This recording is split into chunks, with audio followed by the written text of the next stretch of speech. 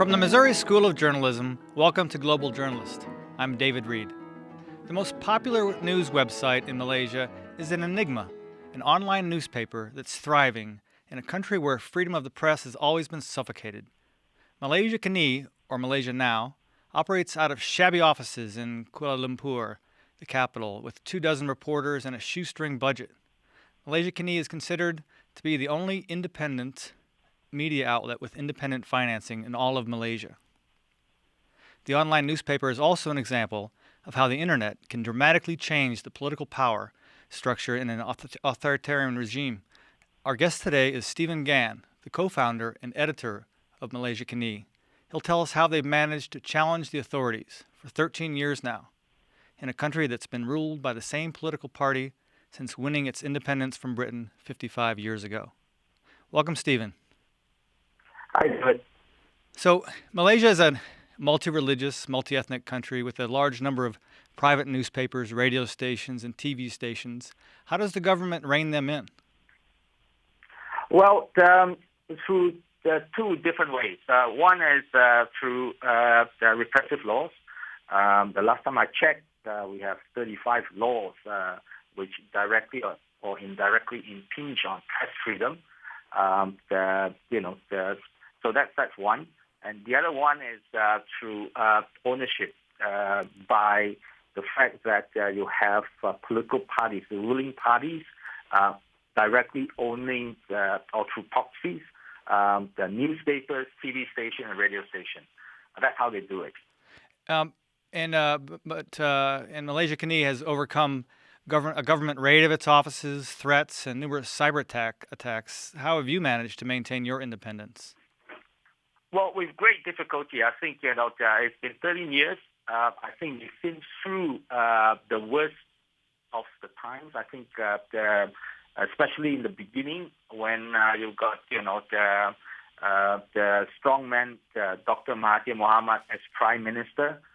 He has been in power for about 22 years. And definitely, the type of leader who not broke any dissent. He has arrested a lot of dissidents over the years under the draconian Internal Security Act, which allows the government to detain any dissident without trial indefinitely. So I think with great difficulty. But things have changed. I mean, after so many years of campaigning and the fact that we existed as an independent media, the Malaysian people have responded and have demand for reforms.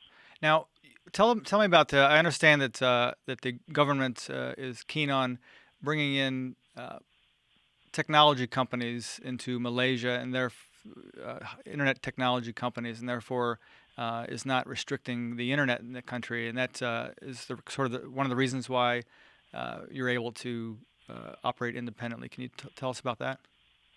Yes, I think all credit goes to Mahathir, the former Prime Minister. I think definitely there are I have a lot of issues with him.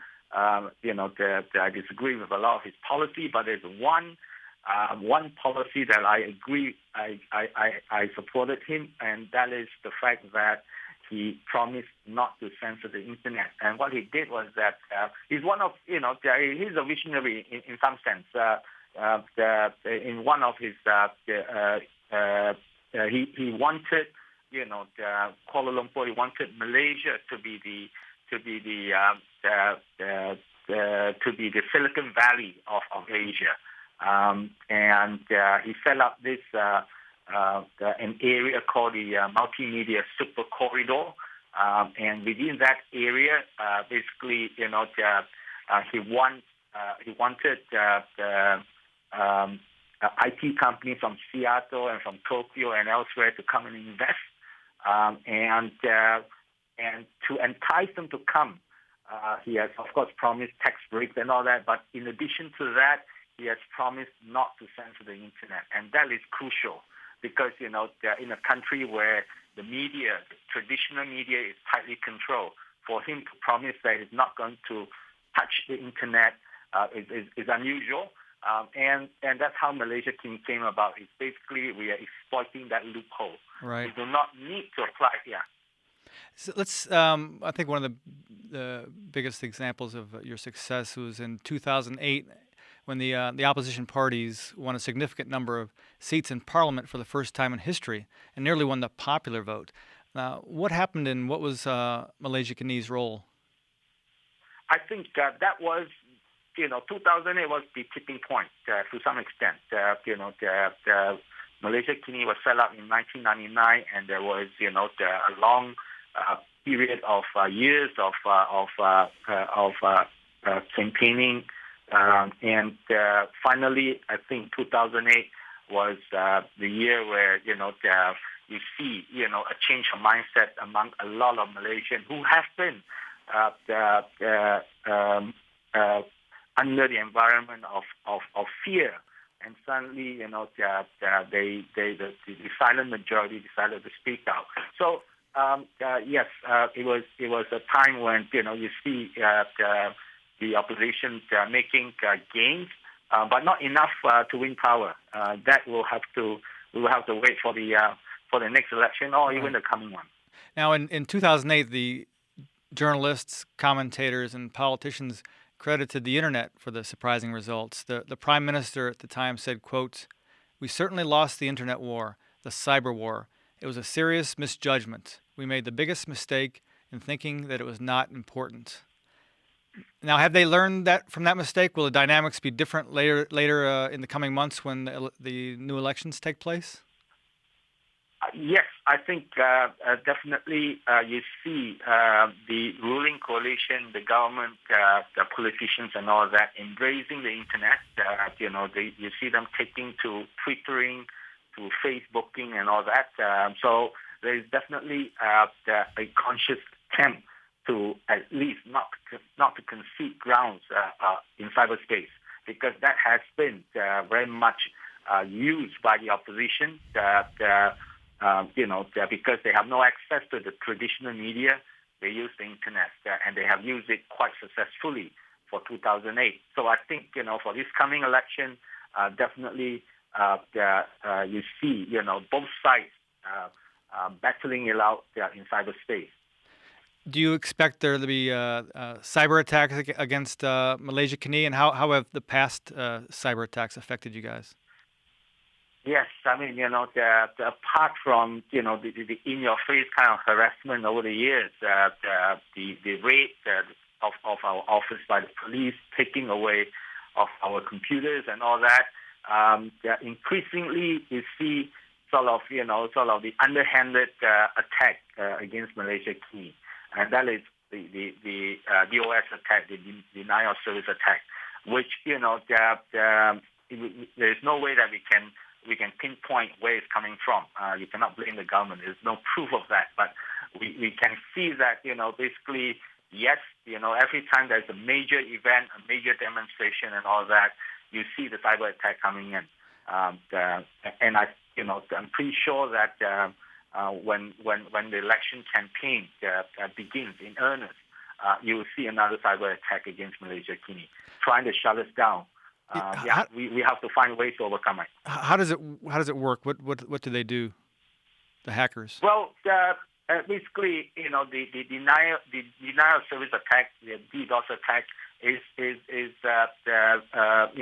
hackers hijacking computers from all around the world, mostly China, Brazil, Russia, and so on, and they would send traffic to Malaysia Kini, to the website. And it was this tremendous, amount of traffic coming in, trying to access the website. And these are, they're not genuine traffic, to the point where, the Malaysia Kini readers are unable to access the website. So that's how they do it. They're basically blocking out all genuine traffic coming to the website. And without getting into specifics, I know that you're the co-founder is a tech-savvy guy. Do you have a plan for getting around the next cyber attack? Yes, we do have a plan, and I think we have more or less successfully mitigated that in the last attack was 2 months ago. And I think, that we'll be definitely implementing that again. And there are also other ways. I cannot review that here, but definitely, yes, we do have a set of plans.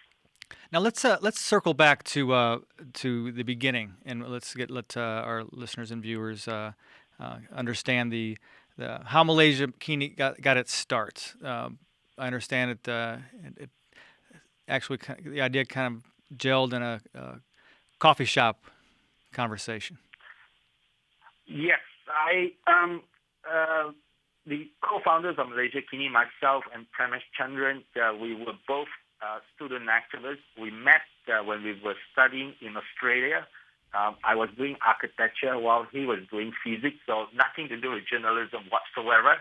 But we got politicized in the sense that we were definitely very much involved in human rights issues when we were studying there, and exposed to the students' movement in Asia at that time in the 80s. You've got students in Philippines trying to topple the Marcos dictatorship, and of course, students in Indonesia trying to oust the Suharto dictatorship, and also as well Tiananmen in China, and all that. So, right. And also in Burma. So it was a time when the students were very active all around Asia, and we in Australia were trying to support them by raising money and getting in contact with them. So through that, we got politicized. And when we returned to Malaysia, eventually, somehow, for some reason, though we were not in contact with each other, we ended up in the same profession as journalists and in the same newspaper too. So that's how it all started. And I understand you both became disillusioned with the newspaper in Malaysia where you were both working? Yes, that's right. Definitely we were, very, very idealistic, that we want to play a role in bringing about change. And we worked for this mainstream newspaper. And of course, it was very difficult. We can see our stories, our reports being changed all the time. I have a column, and sometimes, the censorship was so much, and this is self-censorship. It's censorship being done by the newspaper itself, newspaper editors. And, sometimes my weekly columns been changed to the point where I cannot even recognize my own writing. Right. And I told the editor and say, look, if you're going to change so much, take out my byline because that's not acceptable. So eventually we left, yes. And I went to Thailand and worked for a newspaper there. But, we decided to come back together later to set up Malaysia Kini. And how did you manage to get the money together to start an online newspaper? Well, we have it's money from our own pocket, and we also have some help from a regional journalist organization which was based in Bangkok, and the fact that I was there at that time helped. So basically, we managed to get some capital from them. They raised money to help support Malaysia Kini in the beginning, and that was our seed fund, seed money. And through that, we were able to launch Malaysia Kini. But eventually, of course, we would need to find ways to support Malaysia Kini, and so we have to look at other sources of income as well. Right, I understand. Now, you decided in 2002 to put up a paywall, and that's at a time when there weren't very many news sites that would do that.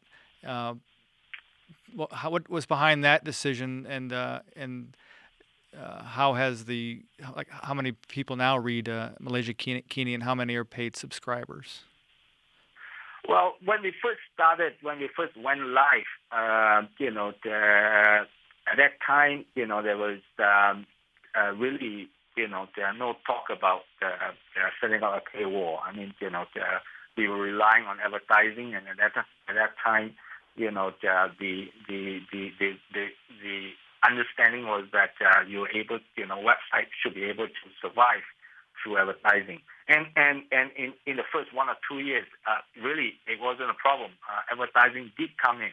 We were already the biggest website in Malaysia, and it was the first internet, the first .com boom, where you see, a lot of venture capital being pumped into startups.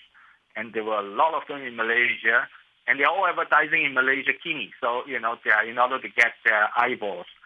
So we have no problems. And then, of course, 2000, 2001, there was a .com crash, and all these startups disappeared, and we also lost our advertising clients. And so we knew that we would join them as well if we did not do anything drastic. And that was basically the last resort, setting up the paywall. And it was something that we were not, we hate to do, but we decided that we really have no choice. And so how many people now read Malaysia Kini, and how many are paid? The moment we set up the paywall, and we were in 2003, 2002, we were already, growing in about 300,000 unique visitors a day. We immediately, when we pull out the paywall, we see it dropping to about 5,000 to 10,000. So it was how painful to see it, to see our readership all, losing that huge number of readership. We decided to say, okay, fair enough, we'll just try to, soldier on, persevere, and slowly over the years we see them coming back, and now we are back to about 300,000. That's quite a few. So what percentage of your budget comes from paid subscriptions, and what percentage comes from advertising and other sources? Initially, it was about 90% subscription and 10% advertising, because we are not getting any. Online advertising in the early years was almost amount to nothing, in a sense. And without the internet startups and all that, you don't, a lot of brick and mortar companies are not warm up to, advertising online yet. Increasingly, you see them coming, online, but they're still not in a big number as compared to the United States or UK. At this point, the online advertising is still about, 2 or 3% of the whole advertising, the budget. So it's still pretty small. But, because the fact that we are the biggest website in Malaysia, we're getting a fair amount of that small pot of money, that advertising money. So increasingly, you see about 50% of our income now depends on advertising, and another 50% subscription. Okay. Now, before we continue our discussion, Steven, I want to remind everyone that you can view or listen to this program anytime by downloading our podcasts at globaljournalist.org. You can also find interesting articles, photos, and interviews related to our program on our website. So please send us questions or comments via globaljournalist@kbia.org or our Facebook page. You can also follow us on Twitter at GJJournalist. So I wanted to, Steven, talk about your country. Tell us about you described it as a multi-ethnic, multiracial, and multi-religious country, and your newspaper is published in 3 languages. Tell us a bit about your diversity of Malaysia. Well, I think Malaysia is quite unique in some ways. It's quite complex also. It is made up of about 60% of the population ethnic Malays, and then you've got another 23 to 24% of ethnic Chinese, as well as 7%, of ethnic Indians. So it makes these are the three major ethnic groups, and there are still, there are also a lot of other minor ethnic groups as well. So it is multiracial in that sense, multi-ethnic. But it is also multilingual in a sense that, there are about, three major languages being spoken by the different groups: Malay, Chinese, as well as Tamil. And English as well to throw in the mix, because of the fact that we were former colony of the British. Yeah. So that makes it a lot more difficult for a media organization to exist, to operate. And how does Malaysia Kini deal with the sensitive issues like religious conflict, and how does that compare with the state and private media that's controlled by the government?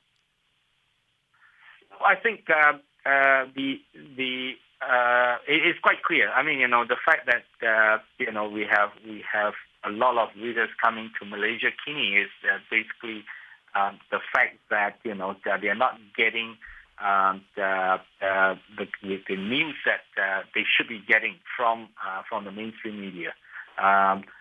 News of corruption, grand corruption, news of abuse of power, news of death in custody, detention without trial, all that, police abuse, independence of judiciary, all that. So you don't see that much being covered by the mainstream media, and we do a lot of that. In fact, Malaysia Kini is a political website. We do not cover anything else. We don't do sport. We don't do lifestyle. We don't do the business. It's just basically political, and that's where our niche is. How do you avoid the tough laws against defamation? I know that they've cracked down on some bloggers, and there's a lot of self-censorship because of the concern about defamation. Well, Malaysia Kini believes in good journalism, and I think that is the best way to protect yourself. To make sure that whatever stories that you pull up, it's been double checked. That it can stand on its own. That if there is a court case, that we would have enough witnesses to be able to back up, what we have written. So basically, that was it. Really, just to make sure that that every story that we publish is been double checked. Of course, there's no guarantee that they would not still take action against you. But I think that is a risk that we would have to take. Now, you also have one of your recent initiatives has been to engage kind of a small army of citizen journalists, but they're trained. Can you tell us about how that works? Yes, we find that there are a lot of Malaysians out there, a lot of people out there who wanted to report on what is happening around them, and they want to do their bit. So I think the problem is that they do not have the skill. They may have the intention, they may have the passion for it, but they do not have the skill to be able to do it. And they also, more importantly, they do not have the professional ethics.